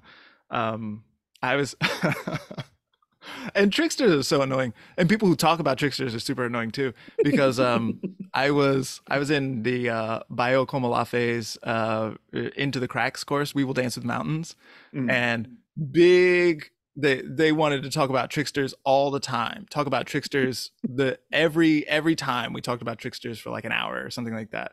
And then we went into one of the breakout groups, and I started like talking over people, Mm-hmm. and and they they paid lip service to like, oh, this is like a space where we can, and the trickster is, and I like did some trickster shit, and they were like, maybe you should mute. How about that? Maybe less from the trickster, please. Right, exactly. And Yeah. like it's because there was also a lot of talk about ancestor reverence in or Mm-hmm. elder reverence in that space, Mm-hmm. and I don't think tricksters revere ancestors or elders. They do not. They do not. That is not their function. But yeah, it's not what they do. No, they they no. tip In shit over.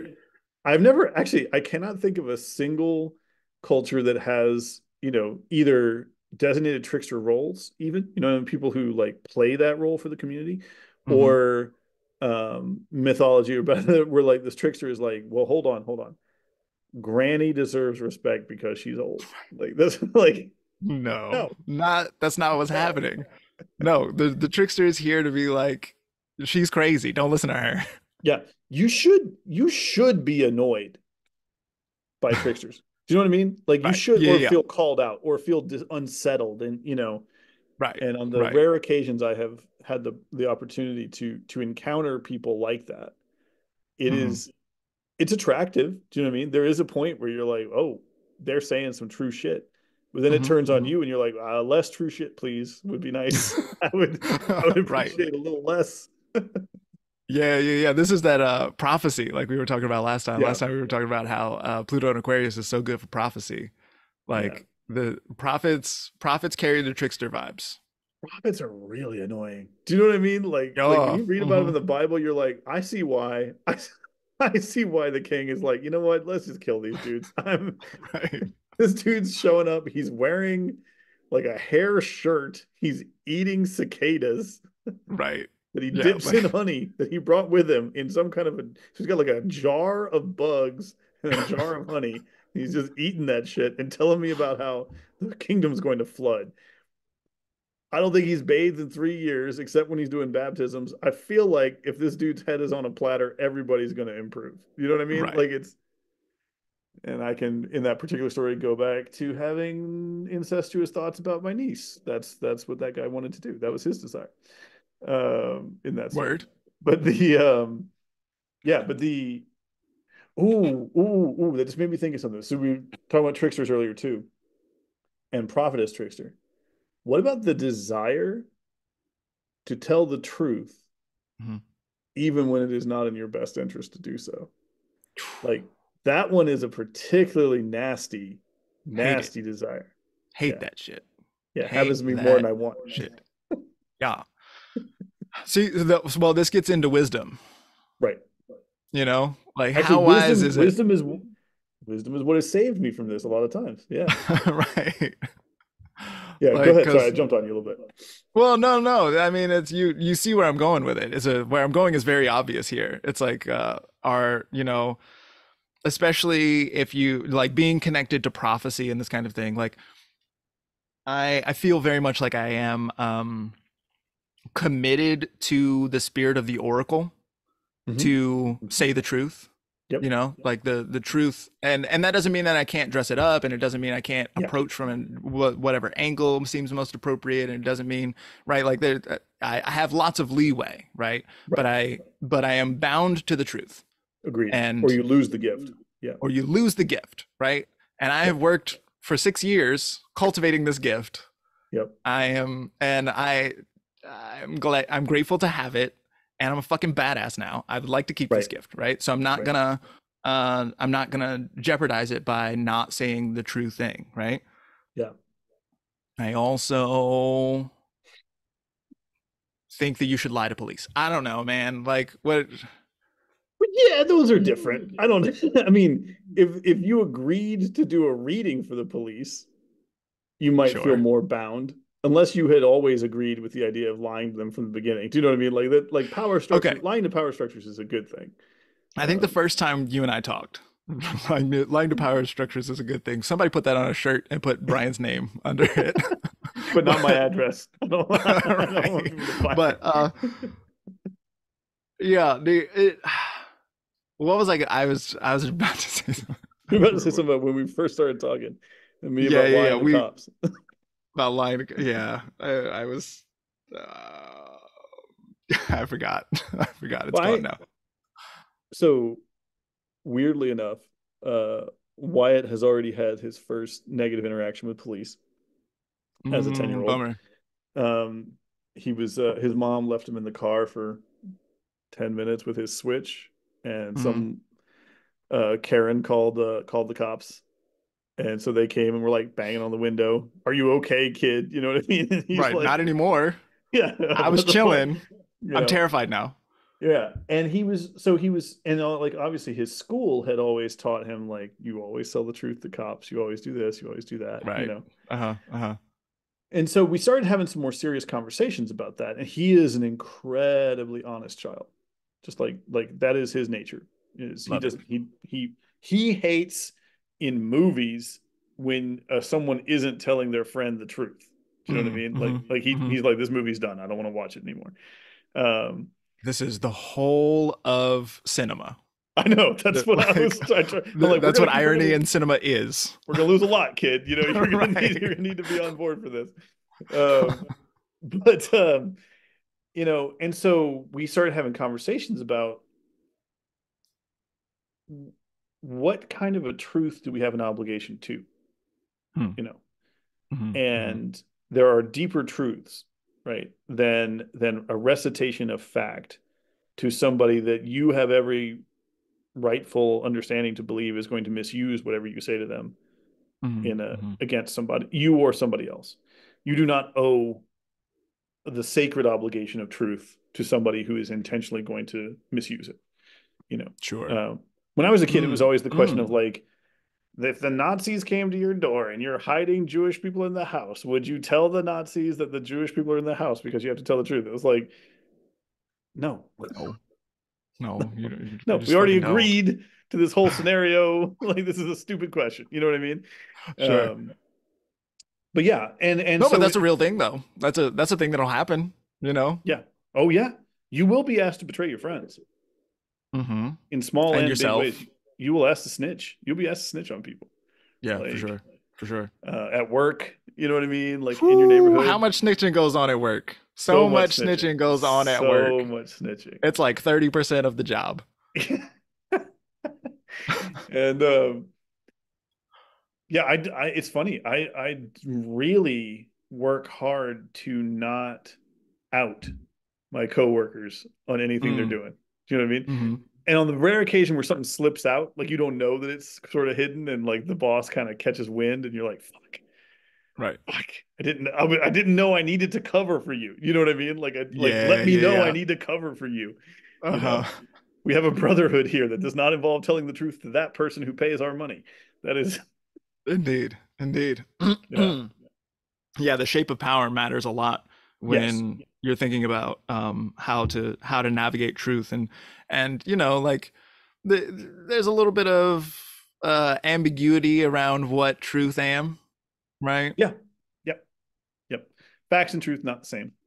Mm-hmm. So you got me thinking about tricksters though, and I wanna circle on this for a second. So one of my favorite tricksters and one of my favorite magicians that got me really inspired to be a magician and to think with this kind of stuff is John Constantine, is the comic book figure Oh, okay. who Yeah, sure. is a con man, who is a trickster, whose basic skill, whose biggest magic is the ability to talk people into things. Sure. A real hero Mm-hmm. of air, actually, if you want to play around with it a little bit there. Mm-hmm. He Not to mention creates the a fact that truth that creates a and truth. then makes you subscribe to it. Yeah, right. That was I think most people who know me would be like, you're not a con man, and you don't, you know, pull schemes to get people out of money. You're not a gambler. You know what I mean? Like Sure. from the way Or that people charlatan talk, fortune teller. There's a gang of those. right? Yeah, I'm not those things. I'm not. Mm-hmm. But what I admire about the figure of Constantine is his willingness to get things done, right? Which I think is an Mm-hmm. essential part of a magician. Like to how do we solve this problem? How do we fix it? Right.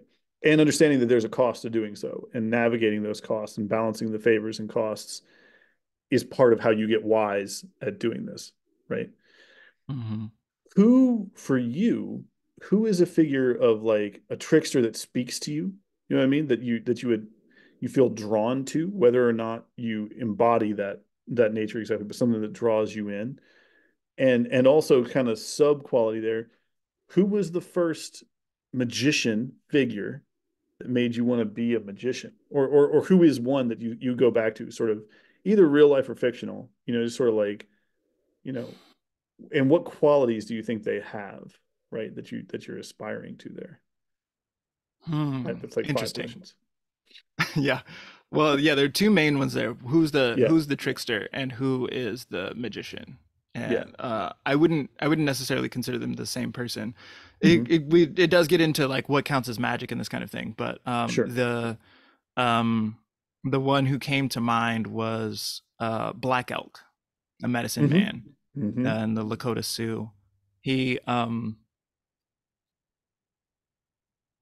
prophet might be a good word for him. He has a prophetic vision, and it's a vision of the destruction of his people, and Right. it comes to pass. It fucking sucks. His book ends with Wounded Knee. It's just like a Right. massacre. Almost everybody dies. Yeah. Um, but he demonstrates a kind of in our first conversation, I think we talked about Ogion, the Yeah. wise wizard of Earthsea who Yeah. teaches Gad, and so he one of his things is like being quiet and just be quiet and still in the world, and you and behold its majesty, Yeah. and this is the wisest thing you can do, right? Black Elk is in that camp Right. where he's very good at that sort of thing.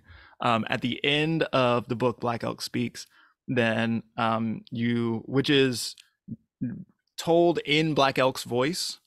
Hmm. But so Black Elk doesn't speak English, and so he like spoke his tale in Lakota, and then it was translated, and so John Nyhouse, Nyheis, I forget, but he it tells his story, and then at the end he's talking in his own voice, Right. and he's like talking about going to meet Black Elk, and so Black Elk for the in one of the moments he's like recalling all of the things, and he's like getting ready to tell his story, and they're up there on the mountaintop, and he like sings a song and does a thing, and uh and then the rains come for a Hmm. second, and Hmm. it only rains on him for a second, and then it like clears up, and John Nyhouse is like, that was really, what's this guy? What's Yeah. up with this guy? This guy might Yeah. be really onto something here. Yeah. So I always liked that image, and Yeah. so if I were like sort of that's the and I didn't read that until that I was already like on the like I was into magic by that point. By Right. the time I was reading Black Elk Speaks, that was probably I don't know, 2017 or something like that. So I was like Hmm. grown by that point. It Yeah. wasn't a figure that I looked up to as a child or something like this. Um, so, but he's not a particularly trickstery figure. He's a very like No. revere the ancestors kind of figure. Yeah. Yeah. Yeah. If we are Yeah. thinking trickster, then the one who came to mind was George Clinton. Okay. Yeah. Yeah. I like this. This is good. So Yeah. there's wisdom here, Hmm. but it's always like winking at itself in the mirror, Yeah. has a penchant for quaaludes, you know, like I and funk, you know what I mean? So the idea Yeah. of funk as dance music, sure, but also stinky, smelly, gross, the thing that is outcast, the thing that Hmm. you stay away from, then and like dwelling in that space and finding power in it and being like, oh, this is like actually so much fun. Interesting because, there's an intensely humanness to that, right? Like Mhm. to odor, to stink, to this like presence, sweat, you know. Mhm. I find myself much more drawn to those guys, like those thinkers, those teachers, than Mhm. I do the sort of like, top of the mountain folks to talk about what Mhm. we talked about earlier. But like, yeah, if it's too clean, I don't trust it. You know what I mean? Like it's got there's a fascist hidden in there someplace. Right? You Sure, know, sure. it's and to talk about Ursula Le Guin, all her stuff is real sweaty. Like Yeah, there's sure, a sure. lot of people in it, Hmm. and One of the things that I love about Ursula Le Guin is how very ambiguous it is. yeah, Her work is she doesn't have heroes and villains. She's got people who are like dealing with circumstances, and the bad guys, like, you wish they wouldn't do that shit, but you can kind of see why they would do it. Yeah. And the good guys lose to them a fair amount of the time. Even even that first Earthsea book, which is so much about like it's not just about this, but like what is it but mastery? What does it really mean to Oh be yeah. a badass? You know what I mean? Right. Uh-huh. Like Oh, you thought you were a badass, huh? Or if right you just when you unleash a curse throughout the whole land, and now right you're gonna die about it. right because again because you were dishonest, right? Because Yeah. you were using it Or for hubris. I don't know that dishonesty and hubris are the same thing. probably not. In this case, what I mean is that he's lying to himself about what he can control. You know what I mean? Like he thinks He's he knows what. mistaken. Yeah, He's a child. he's telling He, himself some lies. He's telling himself some lies. He's got some maybe. I porcupines don't in know. there. I got a like 17-year-old bravado vibe from it. Sure. I think there's a well, for me anyway, as a 17-year-old, there was a lot of dishonesty. Okay, you, sure, you sure. know, and so I might be reading it a little bit. But then the moment at the end where, he's got to know the real name. You know, Hmm. got to figure that shit out. Got to talk to a dragon for real, and can't fuck this up. You know what I Yeah. mean? There's no hiding here. I'm gonna, I better be right and I better be honest. But either way, I'm here honestly. Like that's sort of the interesting thing too. Like he's pretty sure he's right by the time he talks to the dragon. Like he knows what's up, but he could still get eaten. You know what I mean? He has to go with a heart that's ready for that.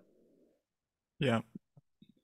Man, Spoilers. I love Ursula Le Guin and her treatment of dragons so much.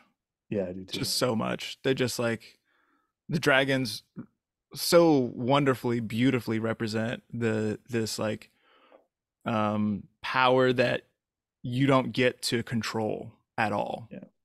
You just have to there are natural forces that are at work that are older than you are, that are incomprehensibly powerful, and that and if they show up and do shit, you deal with that. Right. And they do Right. what they think is right, and their morality is not your morality. No. No. I think, and this is where I was saying that sometimes we push back and forth on the feelings thing, but on the desire thing, we're very, very close because to me, that's another thing about the desire stuff, right? Like its morality is not your morality. And your desire is Mm. older than you. It's older than this Hmm. body you're currently in. It's reflective of it, but like there is as Marissa, as our dear friend Marissa would say, there's some What up, ancestral Marissa? stuff going on here. You know what I mean? Like this is it's desire is not solely a condition of your current tabula rasa existence. Hmm. And it is Hmm. going to do its own thing. It's going to blow up in your life, and you don't necessarily get a chance to say no. I don't want that. Hmm. Uh, and Okay, so I still don't know what desire is. I've been trying so hard. And so what you're saying here is there's something about there's an ancestral desire sure, that is ongoing throughout time.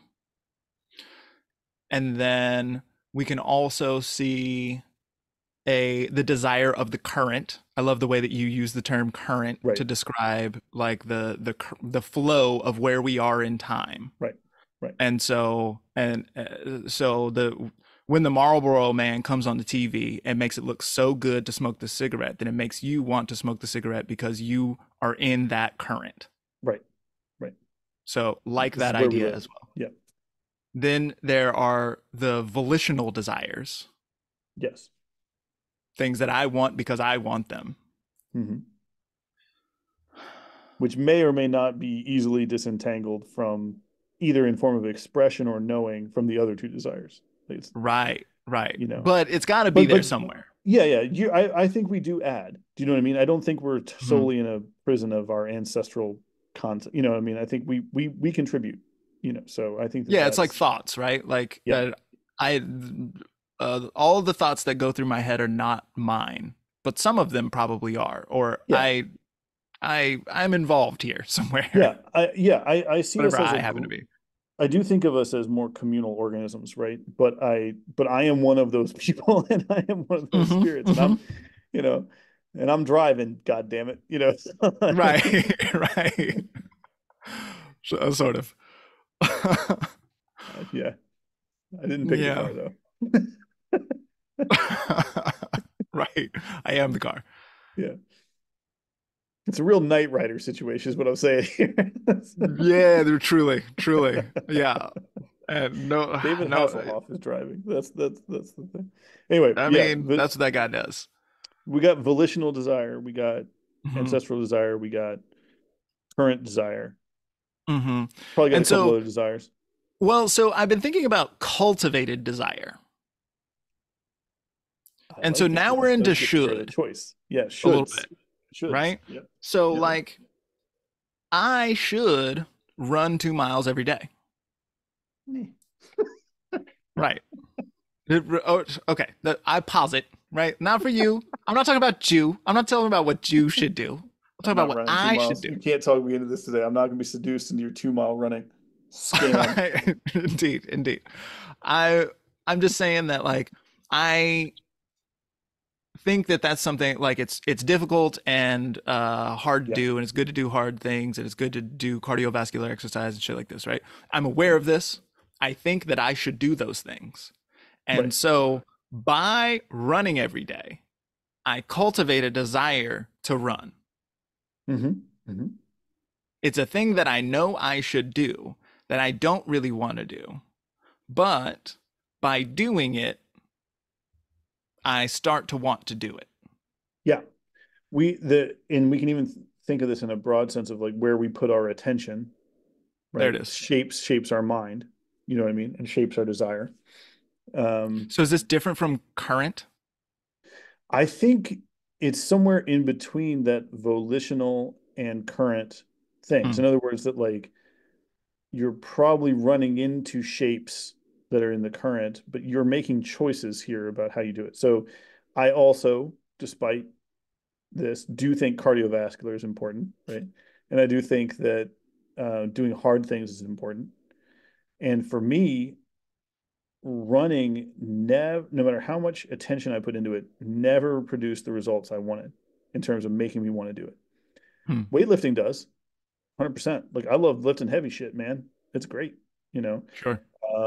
Martial arts, weird club exercises, like all this stuff. Like if you're like, here's a heavy club, swing it for half an hour. I'm like, fuck yes, that's the best thing ever. If you're like, here's a pair of shoes, go run for half an hour. I'm like, nope.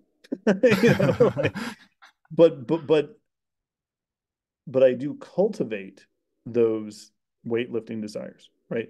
I Hmm. have some sympathy with them. Like they're closer to me than some other ones, but you know, there are definitely times in my life where or and in particular this past year dealing with some Saturn stuff and everything else, I have made it intentional to cultivate a daily practice of these things that I Hmm. do enjoy, but I don't think I enjoyed having a daily practice of them previously, right? Like that part Hmm. I had to want to have a practice, Hmm. Hmm. you know. Um, All right. So then when you've got to practice, then you perform more adeptly.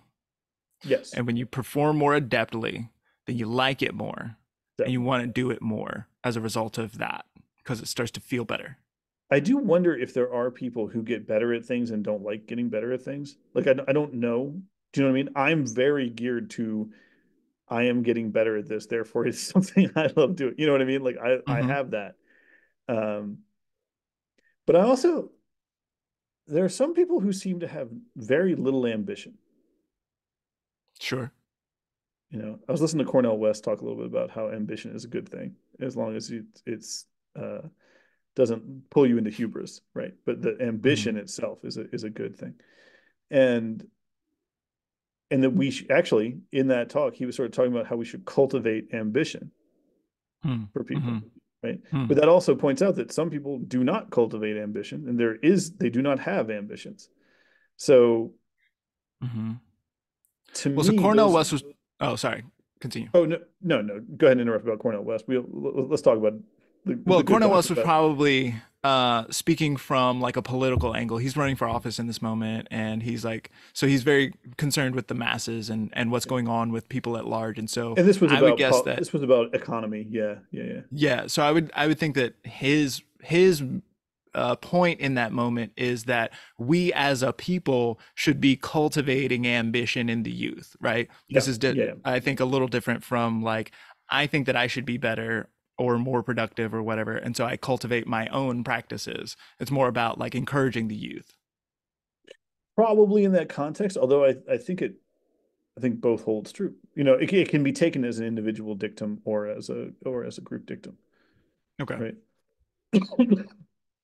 But the question then is still like, so are there people though who just don't like it when they get better at something? Like it's not enough, or it doesn't satisfy the itch for some reason. I don't know. Sure. I'm confused by this on a regular basis because I do see people who seem real happy on the outset to be done with work and be done Yeah. for the day. So this is something that I see sometimes in charts is sometimes I see people who have the ruler of the rising in the sixth house. And so the sixth house is the area of the chart which is associated with it's like bullshit that you don't feel like doing, chores, tasks, things of this nature. In the Hellenistic tradition, it's called the place of slaves. Right. And so a lot of times you see people with the ruler of the rising. The rising is the area of the chart that has to do with who you are as a person, your sense of self, your identity, your character, that kind of thing. So you put See, that's how the you ruler of get that. 10,000 charts. You get that fucking, see, you just laying it out real fast, real easy. This is true.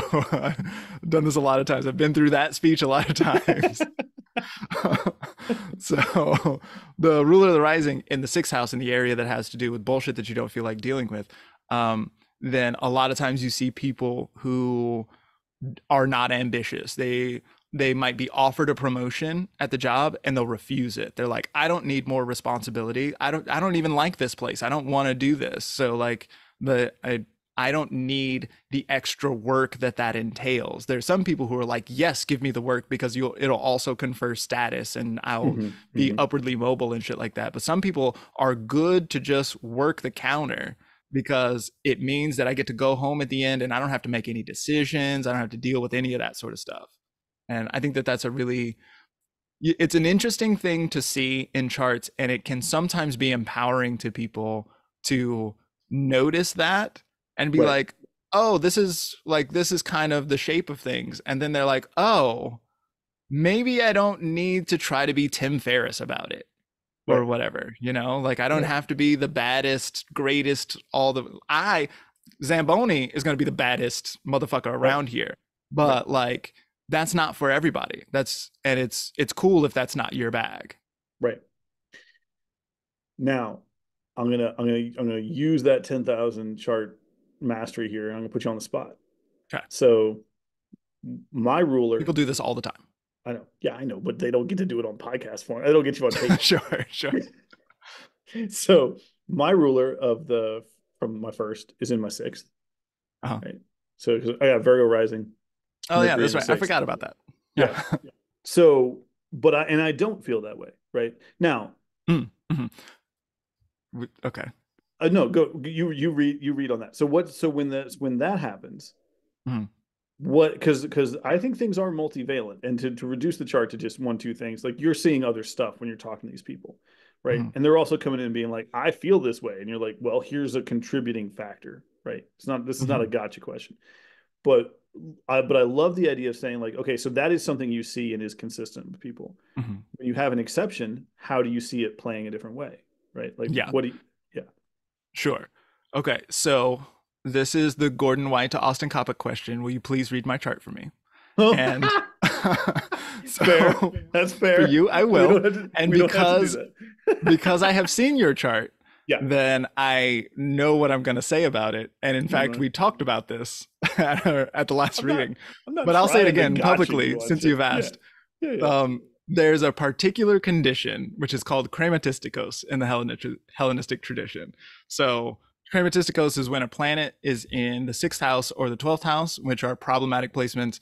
And then but the planet in that placement makes a trine or a sextile within 3 degrees to either the midheaven degree or a planet in the 10th house. And you have this condition. And so what that signifies, the word crematisticos means to be rendered useful. So a planet that is in the sixth house can, but that is making this exact trine to the, or an exact aspect. Also, if you have like the midheaven degree in the ninth house, for example, but it makes a square, then that'll do the job too. But it makes this exact aspect to the midheaven. Midheaven is the zenith point in the sky. It's the highest point. It's the most visible area of sky, and therefore correlates to the most visible area of life. A lot of times we'll see public performance or career or reputation or superiors like bosses and this kind of thing showing up in relationship to the midheaven. So this planet, which is in the sixth house in the area of the chart, which is associated with bullshit that you don't feel like doing, disease, illness, slavery, that kind of thing, then it's making this aspect to the midheaven, which renders it useful. So it doesn't make it not sixth housey or 12th housey if that's your condition. It doesn't mean that those things are irrelevant or that you don't have to deal with the troubles and difficulties of the sixth or 12th house, but it means that those troubles or difficulties are useful and then can sort of can catapult you to the ambition place. The example that Chris Brennan uses in his Hellenistic course is of a surgeon so a surgeon is like cutting people open. So the sixth house is also the joy of Mars, right? And so Mars loves a surgeon. And so he's someone who cuts people open because of disease, and he deals with blood and gore and insides, and it's smelly and terrible and all that sort of stuff, right? But he then goes on to be the head of the hospital that he works at. Right. And so it's like this idea of like the disgust and terrible bit of the sixth house is ultimately the thing that takes you to freedom or success or mastery. Mastery, sure, yeah. And I will confess to a slightly hermetic trickster idea here, since it is Hermes in my sixth that is the being I was invoking here, of enjoying the chance to have you lay out your mastery like that with a bullshit question for people to hear. Because, one of the things that I do, you guys will hear me say this entire time we do this podcast or anytime we're hanging out, is that you should get a reading from Zamboni. And the reason is for exactly what we just talked about here, that there's lots of ways to explain things. There's lots of because what 10,000 charts gives you is not just experience in terms of like seeing repeat patterns or experience in terms of this. It requires you, with that intellectual honesty or that desire to be badass or both together, to get good, to reference the other people in the field who are doing good stuff, to understand the Greek terms, the Hellenistic stuff this is coming from, to be able to then understand that so that you can give it to other people quickly and on the, as this goes. Like, you didn't have to reach for that. You know what I mean? Yeah, like that's what's there because of the work being put in. And so, this was something that was a huge revelation for me in our chart, in our reading, and was a really useful thing to learn and sit with about myself. Because unlike your Aries desire to be the absolute best at everything, I don't have to be the absolute best, but I do need to be good enough to be useful. That I need to do, and that often requires me being one of the best. Do you know what I mean? Like, and so like that, and to be constantly striving to get better, because getting better will make me more useful, which will make me better, which will make me more useful. There's not a hierarchy I need. I just need to keep getting better, right? And so it's one of those things where when we're talking about mastery and understanding, there's one of the things that killed geomancy for a while was there were a lot of books that came out with like, this means this, you sort of like a chart. If you get this judgment, it always means this. And people thought they could just do it. So they would just get the books and, do that. And then nobody wanted to go to professional geomancers. Why would you? You got a book. But it's all bullshit. It doesn't work that way. That's the phrase from Tai Chi, from like Chinese, is it's skin and hair. That's how they say how deep your knowledge is. Oh, okay. It's just, there's no muscle, there's no bone Sure. in it. It's just skin and hair, which is kind of gross, but is accurate. And and so those books are that way. And to some degree, knowing one connection, right? Knowing one thing, observing one thing is only skin and hair. But being able to then be like, well, what about the counter? What about the other thing? How does this work? How does this work? And being able to say, like, sure, turn it this way, turn it that way. I have turned this around 10,000 times. Like, Right. I know what this looks like. So The grammatisticos thing is really interesting. I've seen it really a interesting. lot of times in nurses and healthcare practitioners. A lot of times. Yeah. Like very consistently, those people, very consistently, I've seen grammatisticos being a thing that is like, I'll mention, oh, like this is frequently seen in nurses and healthcare practitioners, and they'll be like, oh, that's what I do. Like Right. do that, see that all the time. Right. The other fun And one is the ruler of the 10th and the 8th, and be like, have you thought about accounting? And they're like, that's what I already do. oh man. Oh yeah, that's a funny one. Yeah. Fuck man, death and taxes. The You already know. yeah, well, that's we use the older houses too. Sex is in the fifth house, guys. Don't get tangled up about it. It's not Sex hanging is out in a the lot of eighth. places. Well, yeah, but the fun parts are in the fifth. The if you're a DJ looking to put a mattress on the floor, you better make some fifth house talismans. All right. With that, ladies and gentlemen, thank you so much for being here. You can find reading with me at zambonifong.com. Brian, tell the people where they can get a geomancy reading. You can hit me up at wilkinsbrian.com, and please do. I always like throwing some bones. For sure, for sure. And he's super bad at it. He probably hasn't done the counting the way that I have counted, but I've not done 10,000. No. I personally have had readings with Brian, and they've been extremely illustrative and helpful. Illuminative is the word I was actually looking for there. They've helped to shine the light for me so that I can make less trash decisions. And isn't that what we all really want? So definitely go. Yeah. So, but just as we come out here, I do think I'm really glad we had a chance today to talk about the work and the time you put in. I know this is a goal that's been you've been serious about for a long time, and it's nice to get to celebrate it here with you a little bit today. I wish you told me ahead of time. I would have had like a birthday cake or something. But like obviously the cake is for the DMs. All right, we're done. Good night, everybody. All right. Thank you so much for being here.